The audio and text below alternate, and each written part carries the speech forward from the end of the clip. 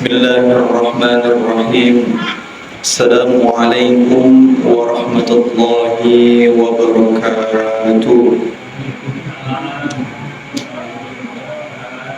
Innal hamdalillah nahmaduhu wa nasta'inuhu wa nastaghfiruh wa na'udzu billahi min shururi anfusina wa min sayyiati a'malina. May yahdihillahu fala mudilla lahu wa may yudlilhu fala hadiya lahu. Asyhadu an la ilaha illallah wa asyhadu anna Muhammadar Rasulullah wa ala alihi wa ashabihi wa man tabi'ahum bi ihsanin ila yaumil qiyamah. Qala Allah Ta'ala fi hadits qudsi, inni la ahimmu bi ahli ardi 'adzaban فإذا نظرت إلى عماد بيوتي والمستغفرين بالأسحار والمتحبين فيهم شرفت عنهم عذابي. وقال النبي صلى الله عليه وسلم في حديثه لا يدخل الجنة قاطع الرحم. صدق الله العظيم وصدق رسوله النبي الكريم ونحن على ذلك من الشاهدين والشاكرين والحمد لله رب العالمين.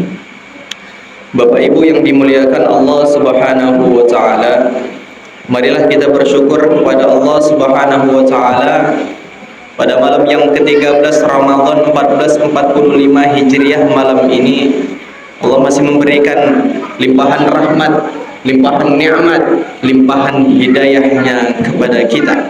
La in syakartum la azidannakum, jikalau engkau pandai bersyukur kepadaku maka aku akan tambah nikmat. Wa la in kafartum inna adzabi lasyadid, namun jikalau engkau kufur, tak pandai bersyukur atas nikmat yang kuberikan, ingatlah sungguhnya azabku sangat pedih, kata Allah.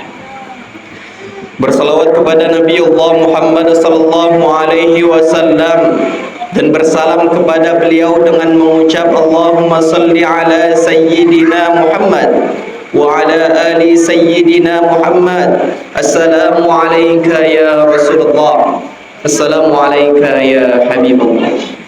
Semoga dari sekian banyak umat, sekian banyak manusia, sekian banyak orang yang hidup di muka bumi ini, kita termasuk salah satu orang yang diakui oleh baginda sebagai umatnya dan berhak mendapatkan syafaat di yaumil qiyamah kelak. Amin ya rabbal alamin. Ketika Rasulullah sallallahu alaihi wasallam berkata kepada para sahabatnya, wahai sahabatku, inni musyakkun bi ikhwani, sesungguhnya diriku amat sangat begitu rindu kepada saudara-saudaraku. Ditanyalah oleh sahabat-sahabat Rasulullah, wahai Rasulullah, siapakah yang engkau maksud? Siapakah yang paling engkau rindukan? Siapa yang engkau rindukan saat ini ya Rasul? Apa kata Rasulullah? Kata Rasulullah, humalladzina lam yarawni walakinnahum yu'minuna bi. Mereka itu adalah orang-orang yang belum pernah berjumpa denganku, orang-orang yang belum pernah menatap wajahku, bahkan mereka tak pernah berjumpa dalam mimpi, namun mereka senantiasa beriman dan merindukan diriku. Itulah yang dimaksud oleh baginda Muhammad sallallahu alaihi wasallam. Ketika Rasulullah sallallahu alaihi wasallam bertanya kepada para sahabatnya, wahai sahabatku, tahukah engkau orang yang paling luar biasa imannya? Siapa orang yang sangat luar biasa imannya, wahai sahabatku? Tahukah engkau? Jawaban sahabat ketika itu, menurut kami ya Rasul, orang yang paling beriman, yang sangat luar biasa imannya adalah para malaikat. Ketika itu Rasulullah tak berkata sedemikian rupa. Kata Rasulullah, jikalau malaikat beriman, mereka wajar. Mereka beriman kepada Allah dengan sebenar-benarnya iman, sebenar-benarnya takwa kepada Allah, mereka wajar karena mereka menyaksikan surga dan neraka. Mereka melihat surga dan neraka dan mereka mengetahui azabnya Allah Subhanahu wa taala. Wajar jikalau mereka beriman kepada Allah. Mungkin kamilah yang kau maksud ya Rasul. Para sahabatmu, mungkin itulah yang kau maksud, imannya yang paling luar biasa. Apa jawaban Rasulullah? Jawaban Rasul bukan engkau, wahai sahabatku. Jikalau engkau beriman kepadaku, engkau sangat luar biasa beriman kepada diriku, kepada Allah, itu wajar. Karena engkau menyaksikan diriku, engkau menatap wajahku, engkau melihat diriku, dan langsung aku yang mendidik engkau, wahai sahabatku. Wajar jikalau engkau beriman kepadaku dan kepada Allah. Maka kata Rasulullah, yakni orang-orang yang paling luar biasa imannya, yang paling luar biasa ketakwaannya kepada Allah Subhanahu wa taala, yakni orang yang tak pernah melihat Rasul, yang tak pernah dididik Rasul, yang tak pernah berjumpa dengan Rasul, namun ia senantiasa menanamkan dalam dirinya beriman kepada Rasul, beriman kepada Allah, menambahkan ketakwaannya kepada dirinya. Itulah orang-orang yang paling luar biasa imannya. Karena kita ini tak berjumpa dengan Rasulullah, kita tak pernah melihat Rasulullah. Ada bapak yang pernah? Belum kan Pak? Bapak ada Pak? Belum pernah kita berjumpa dengan Rasul Pak. Belum pernah kita menatap wajah. Bahkan jarang di antara kita yang bermimpi berjumpa dengan Rasulullah SAW. Karena saat ini kita dididik dengan iman. Kalau tak ada iman dalam diri kita, mustahil kita beriman kepada Rasul, mustahil kita beriman kepada Allah. Kalau orang-orang sahabat Rasul yang hidup di zaman Rasul, wajar mereka beriman. Para malaikat wajar mereka beriman karena mereka itu melihat surga dan neraka. Namun kita yang tak mengetahui azab neraka itu bagaimana, kita tak akan bisa imajinasikan surga itu nikmatnya bagaimana, kita tak akan bisa. Karena tak terlampaui otak kita itu Pak. Makanya kita ini dididik dengan iman tanpa melihat Rasulullah, itu sungguh keimanan yang luar biasa. Maka wajar kata Rasulullah, man qala la ilaha illallah dakhulal jannah. Barang siapa yang berkata la ilaha illallah, mengucapkan bahwa tiada Tuhan selain Allah, pasti dia masuk surga. Walaupun nanti ada penyisihannya di neraka, tapi dia sudah pasti dimasukkan ke dalam surga. Dalam hadis qudsi kata Allah Subhanahu wa taala, dalam hadis qudsi, inni lahimmu bi ahli ardi adaban fa idza nazartu ila ummali buyuti wal mustaghfirina bil ashar wal mutahabbina fihim syaraftu anhum adabi. Kata Allah Subhanahu wa taala, kadang-kadang aku ingin menimpahkan azab kepada orang di muka bumi ini. Kadang-kadang aku ingin menimpahkan azab, menurunkan azab, menerpakan azab kepada orang yang berada di muka bumi ini, kata Allah. Fa idza nazartu ila ummari buyuti, namun ketika aku melihat masih banyak orang yang memakmurkan rumah-rumahku, masih banyak orang yang memakmurkan masjid, musola, masih banyak orang yang mengisi musola masjid dengan qiraatil Quran, masih banyak orang yang beribadah solat di dalam masjid, wal mustaghfirina bil ashar, masih banyak ku tengok orang-orang, kakek-kakek, bapak-bapak yang di tengah malam beristighfar kepadaku, bersujud kepadaku. Ia senantiasa beristighfar di waktu sahur. Wal mutahabbina fihim, kata Allah, salah satunya yang menunda azab kita, yakni mereka yang saling senantiasa menjaga silaturahmi ukhuwah Islam yang mereka jaga dengan erat. Makanya wajar jikalau Rasulullah itu berkata kepada kita, la yadkhulul jannata qati'ur rahim, maka tidak akan pernah masuk surga orang-orang yang memutuskan silaturahmi. Kata Rasulullah sallallahu alaihi wasallam, tidak akan pernah menyentuh surga, tak akan pernah merasakan baunya surga jikalau ia pernah memutuskan silaturahmi. Jaga silaturahim kita. Jikalau kita punya salah kepada saudara kita, meminta maaf. Bukan suatu kehinaan jikalau kita meminta maaf kepada orang-orang. Jikalau orang punya salah kepada kita, lapangkan dada kita untuk memaafkan saudara kita, Pak. Malu kita, Pak. Ketika nanti suatu saat kita berhadapan dengan Allah Subhanahu wa taala di akhirat, jikalau kita berjumpa dengan Rasulullah, kita bertemu dengan Rasulullah sallallahu alaihi wasallam, malu kita, Pak. Jikalau ada salah satu umat Muhammad yang masuk neraka gara-gara kita belum memaafkan dirinya, gara-gara saudara kita memiliki kesalahan kepada kita dan kita belum memaafkan dirinya sampai ia masuk neraka, malu kita, Pak. Karena perjuangan Rasulullah itu memperjuangkan umatnya untuk masuk surga itu luar biasa. Maka itulah tadi tiga yang menolak azabnya Allah Subhanahu wa ta'ala. Gara-gara tiga amalan ini Allah tak jadi menurunkan azab kepada kita. Yang pertama tadi yakni ketika Allah masih melihat orang-orang yang senantiasa memakmurkan masjid. Allah senantiasa masih melihat orang-orang yang senantiasa beristighfar, masih senantiasa berzikir kepada Allah di waktu-waktu sahur mereka, di sepertiga malam mereka menangis memohon ampun kepada Allah. Dan masih banyak Allah lihat orang-orang yang senantiasa menjaga silaturahmi, menjaga ukhuwah Islamiyah. Syaraftu anhum adabi, Allah menunda azab kepada mereka. Kata Allah dalam Al-Quran, "Lau kana ahlul qura amanu wattaqau lafatahna alaihim barakatim minas samai wal ard."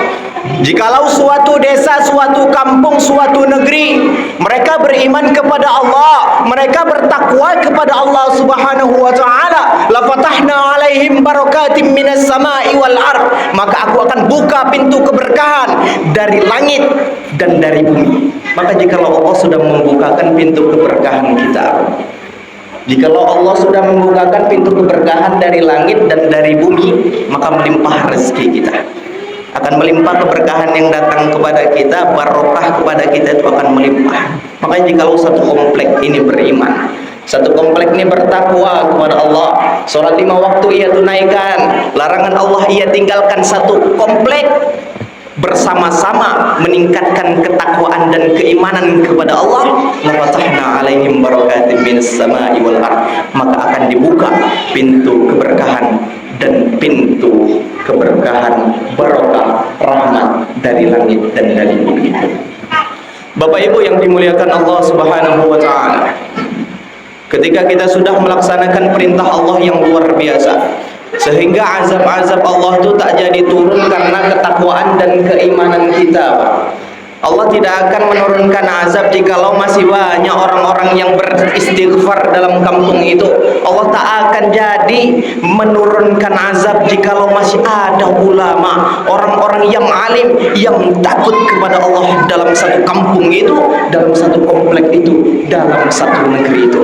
Maka ujian yang terberat itu, Pak, ada ujian yang begitu berat, yakni ketika kita sudah baik, jangan sampai dalam diri kita ini merasa baik.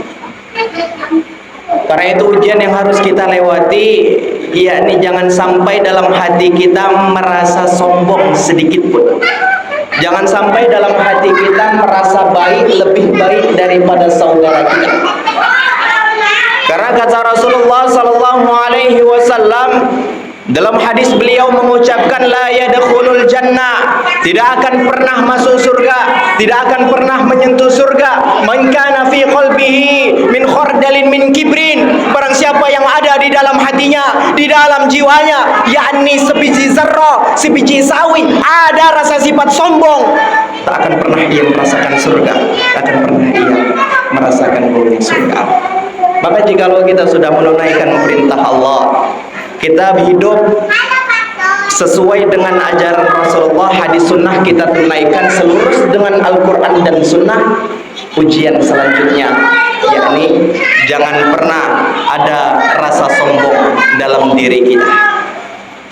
Maka jikalau kita merasa jagoan, kita merasa paling hebat, kita merasa paling berjasa, paling berpengaruh, paling merasa banyak hafalan Qur'annya, paling merasa banyak hafalan yang ia hafal dari hadis-hadis, paling banyak merasa paling bagus bacaan Al-Qur'annya, lantas apa yang membedakan kita sama syaitan?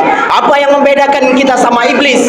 Jikalau sudah ada sifat dalam diri kita, ada watak dalam diri kita, ana khairum minhu, saya lebih baik daripada dia, saya lebih baik daripada kamu, saya lebih baik daripada kalian. Kalau itu sudah ada dalam diri kita, Pak, apa yang membedakan kita dari syaitan, dari iblis yang dilaknat Allah Subhanahu wa ta'ala? Maka dosa iblis, dosa syaitan itu hanya sombong kepada Adam. Ia bersujud kepada Allah, ia menyembah Allah, sangat takut takut ia kepada Allah. Bahkan ketika ketika ia mendatangi Musa alaihi salam, ketika ia mendatangi Musa, wahai Musa, sesungguhnya aku ingin bertobat kepada Allah. Aku sangat takut dengan azabnya Allah Subhanahu wa taala. Aku takut dengan siksa Allah Subhanahu wa taala. Tolong ya Musa, rayukan Allah. Karena Nabi Musa itu Pak disebut gelarnya yakni kalamullah. Nabi Musa itu gelarnya kalamullah, yang senantiasa yang langsung bisa berinteraksi berbicara dengan Allah, itu Nabi Musa. Maka ketika itu iblis meminta Nabi Musa untuk merayukan Allah untuk mengampuni dosanya iblis. Wahai Musa, rayukan Allah agar aku diampuni oleh Allah Subhanahu wa taala. Maka ketika itu ditunaikan Nabi Musa. Sudah dibujuk Nabi Musa oleh iblis, akhirnya Nabi Musa mau merayu Allah Subhanahu wa taala. Wahai Allah, duhai Allah ya Rabb, sesungguhnya iblis ingin bertobat kepadamu. Iblis ingin memohon ampun kepadamu, maka tolong terimalah tobatnya iblis. Apa jawaban Allah Subhanahu wa taala? Sungguh aku akan mengampuni iblis, aku mengampuni syaitan, aku memberikan ampunan untuk dia, satu saja syaratnya. Apa syaratnya Pak? Bersujud dia di makamnya Adam alaihissalam. Karena kesalahan iblis, kesalahan syaitan hanya sombong kepada Nabi Adam sehingga ia kekal dalam neraka. Makanya jikalau mau ia diampuni oleh Allah, bersujud ia di makam Adam alaihissalam. Ketika itu penyampaian Allah, jawaban Allah disampaikan kepada iblis lewat Nabi Musa alaihissalam. Wahai iblis, sesungguhnya Allah mau menerima taubatmu, mau memberikan ampunan kepada dirimu jikalau engkau mau bersujud di makamnya Nabi Adam alaihissalam. Apa jawaban iblis Pak? Maka keluarlah sifat iblis, keluarlah sifatnya yang buruk itu.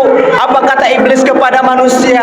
Apa ketika itu yang dikatakan kepada Musa alaihissalam? Wahai Nabi Musa, ketika hidup saja saya tak mau sujud, masa mati saya harus sujud kepada Adam alaihissalam? Itu sifat iblis Pak. Padahal udah dikasih peluang ampunan oleh Allah ketika zamannya Nabi Musa itu, namun dia tak mau sujud karena congkaknya, sombongnya kepada Adam alaihissalam. Maka jikalau ada sifat itu dalam diri kita, ada sifat ana khairum minhu, saya lebih baik daripada kalian, saya lebih baik daripada dia, saya lebih baik daripada kamu, apa yang membedakan kita dengan iblis Pak? Kalau iblis ia memiliki sifat sombong, gara-gara dosa sombongnya ia kekal dalam neraka, bagaimana jikalau kita memiliki sifat sombong kepada saudara-saudara kita? Kita merasa sifat kita yang sombong, kita merasa paling hebat, paling jago, paling jagoan, paling berjasa, paling berpengaruh dalam negeri ini, dalam komplek, dalam kampung. Apa yang membedakan kita dengan iblis? Maka wajar jikalau Rasul berkata, la yadkhulul jannata man kana fi qalbihi min khardalin min kibrin. Tidak akan pernah masuk surga, tidak akan pernah menyentuh surga orang-orang yang ada di dalam hatinya, walau kecil, ada dalam hatinya memiliki sifat sombong kepada saudaranya, memiliki sifat sombong kepada Allah Subhanahu wa taala. Wabillahi taufiq wal hidayah wa ridha wal inayah. Mungkin ini yang dapat kami sampaikan. Semoga di bulan puasa, di bulan Ramadan yang penuh berkah ini, senantiasa kita meningkatkan keimanan dan ketakwaan kita kepada Allah. Semoga tak ada lagi sifat-sifat yang ada dalam diri kita, ana khairun minhu, bahwasannya ini lebih baik daripada dia, daripada kalian, daripada kamu. Semoga hilang sifat sombong itu dalam diri kita. Hilang semua sifat-sifat sombong yang pernah tertanam dalam jiwa kita. Wassalamualaikum warahmatullahi wabarakatuh.